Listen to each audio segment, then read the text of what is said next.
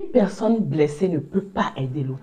Une personne blessée est appelée à être alitée. Une personne blessée est appelée à être au lit. Si tu es blessé, mon frère, si tu es blessé, ma sister, et que tu transportes avec toi de vives blessures, de vives douleurs, ne te marie pas, ne rentre pas dans le mariage parce que tu risques de te détruire toi-même et de détruire les personnes que tu prends avec toi pour embarquer dans ce nouveau départ qu'est le mariage.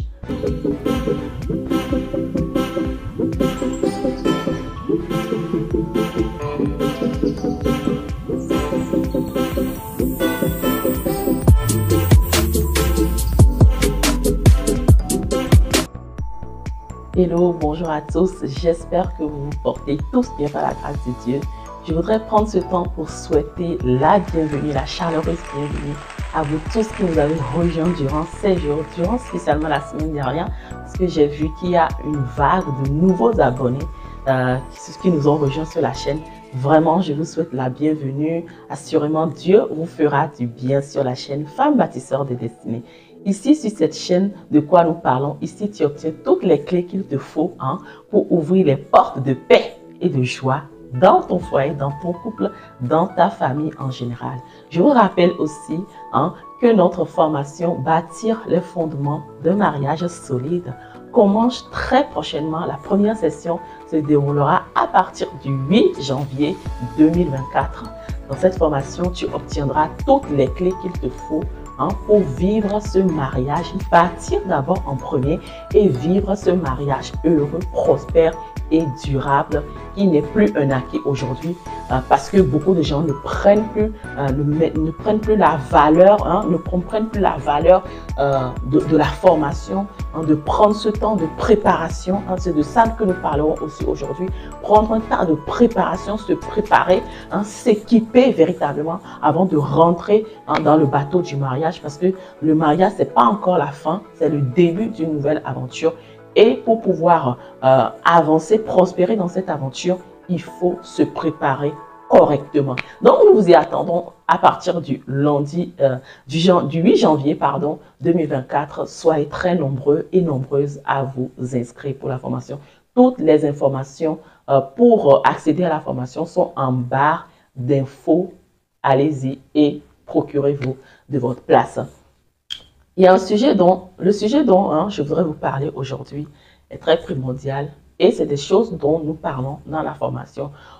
Pourquoi est-ce que tu dois guérir de tes blessures de l'âme avant de te marier? Pourquoi est-il important, vital, capital pour toi d'être guéri de toutes tes blessures, de toutes les blessures, de tout ce qui a affecté ton âme avant de te marier? Sache que tu n'es pas un corps, tu n'es pas un être qui est composé juste de ton corps. Tu n'es pas en train de te marier de corps à corps, non.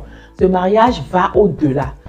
Tu es en train de faire, tu vas faire par ton mariage devenir une seule chair avec la personne que tu veux épouser, homme ou femme. Mais aussi, tu es en train d'unir ton âme à l'autre, à ton partenaire, et d'unir aussi ton esprit à ton partenaire. Nous savons, si tu ne le sais pas, que tu es un esprit qui habite dans un corps et qui possède une âme. Donc, puisque tu possèdes une âme, tu es un esprit qui est en train de te marier à un autre esprit et qui prend le bagage de ton âme et de ton corps pour aller dans ce mariage. Et c'est là où la Bible nous dit que vous deviendrez une seule chair. Mais pourquoi est-il important pour toi de guérir des blessures de ton âme avant de te marier? Parce que l'âme joue beaucoup. L'âme, c'est tout ce que nous voyons de terrestre, tout ce qui se passe sur la terre, c'est l'âme qui fait ces choses. Quand l'âme quitte ton corps, mais le corps n'a plus de valeur. Le corps est tout simplement appelé à être enterré au sol. Parce que c'est l'âme qui donne la vie au corps. Donc, c'est ton âme qui est en train de te marier. Mais si tu prends une âme malade pour aller te marier, tu prends une âme malade pour aller épouser une femme ou épouser un homme, tu risques de ne pas répondre aux attentes de ton partenaire. Tu es une femme et par exemple tu as eu à subir une violence, a été violée, tu as eu peut-être à subir un viol dans ton enfance et de ce viol est sorti un bébé. Tu as eu un enfant que tu ne voulais pas, que tu n'as pas désiré, que tu n'as pas désiré de ton cœur. Et c'est quelque chose qui t'a vraiment touché, qui t'a vraiment blessé, qui t'a vraiment marqué, qui a fait des plaies, qui a eu à avoir des plaies vives dans ton âme. Donc, te voilà aujourd'hui marié avec un beau, Dieu t'a accordé la grâce d'avoir un beau mari qui prend soin de toi et qui te demande aujourd'hui de lui faire un enfant. Et tu ne veux pas faire d'enfant parce que tu as été blessé dans ton enfance. Tu as eu ce mot, tu as gardé en toi, dans ton âme, dans un coin de ton âme, hein, ce souvenir-là de ce qui s'est passé de ce viol et de comment tu as eu à avoir cet enfant sans le vouloir. Donc, c'est une blessure, hein, que tu n'as pas pris le temps de guérir, de le laisser guérir avant de rentrer dans le mariage. Donc, aujourd'hui, je vais te montrer comment est-ce que tu dois identifier que tu as une blessure de l'âme, que tu as une blessure et qu'il faut traiter, soigner tes plaies avant de te marier. Donc, premier point, comment savoir si tu es blessé? Donc, si tu es blessé, la première chose à voir est de chercher chercher toi-même tes propres réactions en face de certaines situations. Voilà, comment tu réagis en face des choses passées, des choses antérieures, des choses qui ont eu à choquer, à blesser ton âme. Hein, des situations difficiles qui te sont arrivées dans la vie. Comment tu réagis lorsque cette situation-là veut ressurgir dans ta vie, hein, ou veut voilà, se répéter quand tu vois une situation arriver comme ça et qui cherche à se répéter dans ta vie. Comment tu réagis en face de... Là, je te donnais l'exemple d'une jeune femme qui a été violée, hein, dans son enfance, qui a eu un enfant et qui aujourd'hui ne veut plus avoir d'enfant parce qu'elle a gardé ce mauvais souvenir, hein, de son précédent, de ce qui s'est passé dans son enfance. Donc, dès que ton mari commence à te parler, ah, je veux avoir un enfant, tu commences à te braquer. Tu te braques comme une lionne. Tu sautes, tu sors de ton gong et tu te dis, ah, moi, je veux pas avoir d'enfant, hein. Je veux pas avoir d'enfant, j'ai pas envie, j'ai déjà un enfant, ah, j'ai pas envie, et tu commences à ressentir des choses dans ton âme. Et dès qu'on veut toucher ce point-là, qu'on va toucher, et il y en a même des gens qui disent, ah, faut pas toucher mon point sensible là, hein. Ça c'est mon point sensible. C'est là où il y a ton point sensible là, c'est là où il y a ta blessure en fait. Quand tu dis, ça c'est mon point sensible, ah ça faut pas toucher, ah ça, tu es en train en fait tu es en train de protéger ta blessure sans le savoir. Tu es en train de protéger la blessure qui est encore vive dans ton âme sans le savoir. Ah, faut pas toucher ce côté là pour moi, hein. Ça, ce côté là, on ne touche pas. Tu ne sais pas que tu es blessé. Si tu réagis comme ça, en face de certaines situations, laisse-moi te dire, mon frère, ma soeur, que tu ne sais pas que tu es blessé. Ton âme est blessée, ton âme est remplie de blessures vives. Qu'est-ce que Jésus te dit dans sa parole? Hein? Qu'est-ce que Jésus te dit? Il dit dans Luc 4, verset 18, qu'il est venu pour guérir ceux qui ont les cœurs brisés. Donc, si ton cœur est brisé, mon frère, ma sister, avant de te marier, donne ta vie à Jésus. Suis Jésus. Accepte de te laisser guérir, de laisser Jésus soigner tes plaies. Comme il le dit dans Psaume 23, qu'il oint notre tête d'huile et notre coupe déborde. C'est de l'huile représente pour l'agneau, hein, pour la brebis, l'huile représente une huile d'onction, une huile qui soigne ses plaies, qui guérit ses plaies, qui guérit ses blessures, qui guérit tout ce qui a eu à affecter la brebis. Donc, laisse-toi, deviens une brebis de Jésus, deviens une brebis du Seigneur et laisse-le te guérir. Nous allons voir le cas d'Esther. Nous allons prendre pour exemple biblique le cas d'Esther. Était Esther, la reine Esther. La reine Esther était une jeune fille, hein, une jeune fille comme les autres, mais malheureusement qui a été orpheline de père et de mère. Elle a été déportée, hein, dans ce royaume de Perse et où elle était avec son oncle. Et en plus, ils étaient esclaves dans ce pays, hein, de Babylonie, là où ils étaient, de Perse, pardon, là où ils étaient esclaves. Donc, Esther avec tous, hein, les points à valider pour avoir les blessures de l'âme. C'était une orpheline, elle n'a rien demandé pour être orpheline.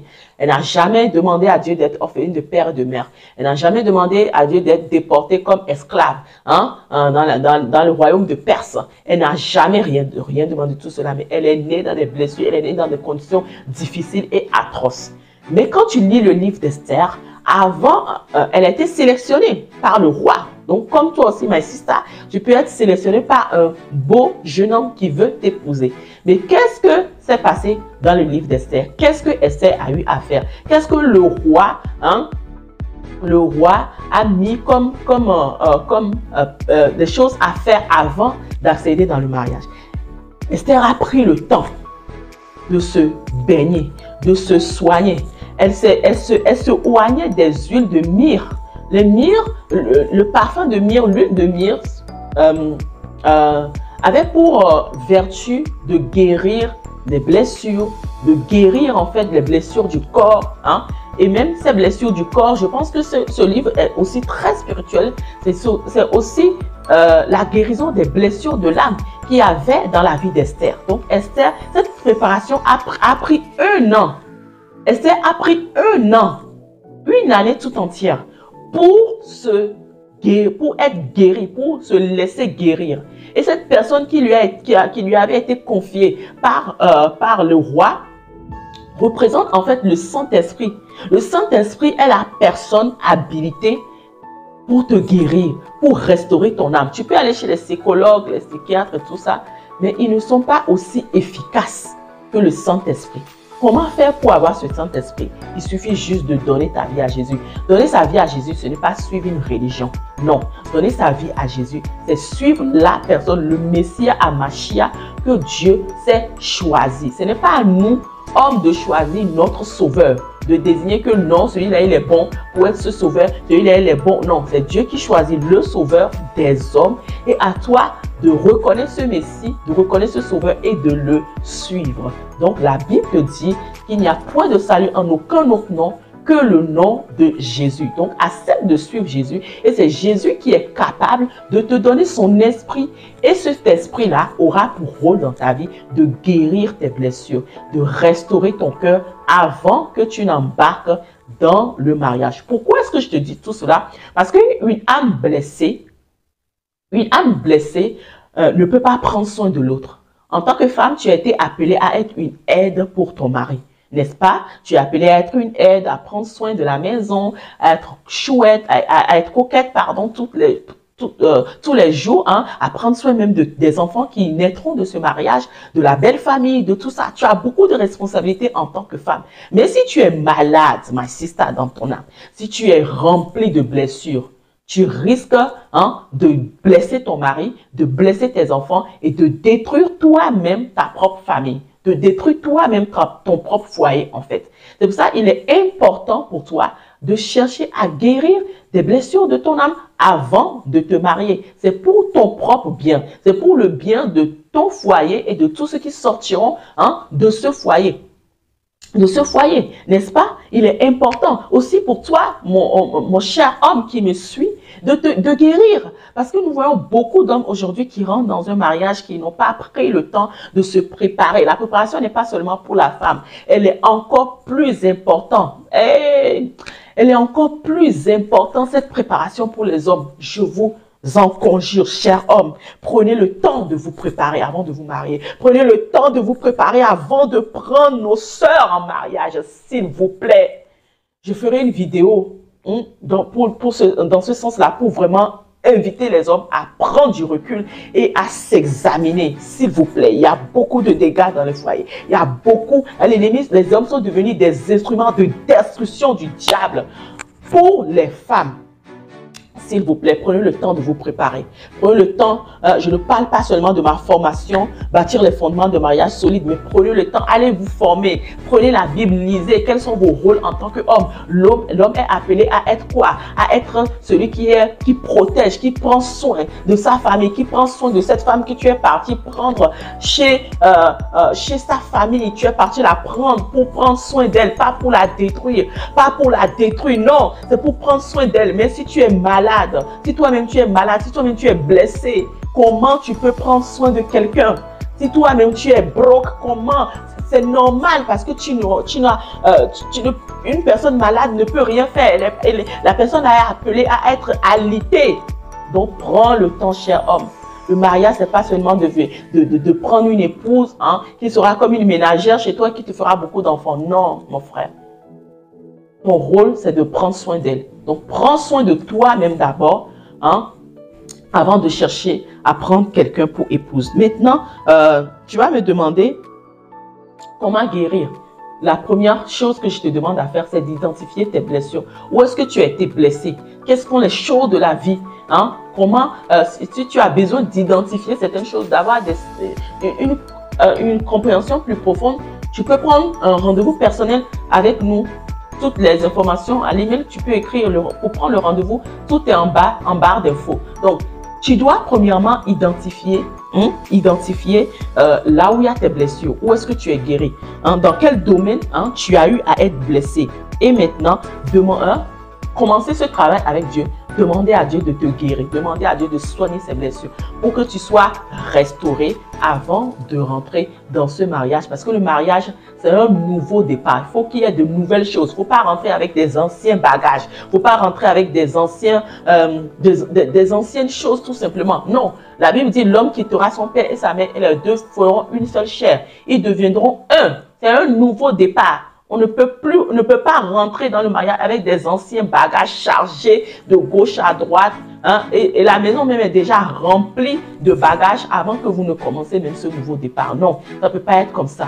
Donc, j'espère vraiment que cette vidéo t'a été profitable et que tu prendras désormais, tu prendras soin d'identifier tes blessures et de commencer à demander à Jésus de t'aider à les guérir parce qu'il est là pour ça. Il a dit qu'il est venu pour guérir ceux qui ont le cœur brisé. Voilà, j'espère que cette vidéo t'a été profitable. N'hésite pas à le liker, à liker la vidéo, like, pour permettre à beaucoup d'autres personnes de pouvoir, de rendre visible cette vidéo.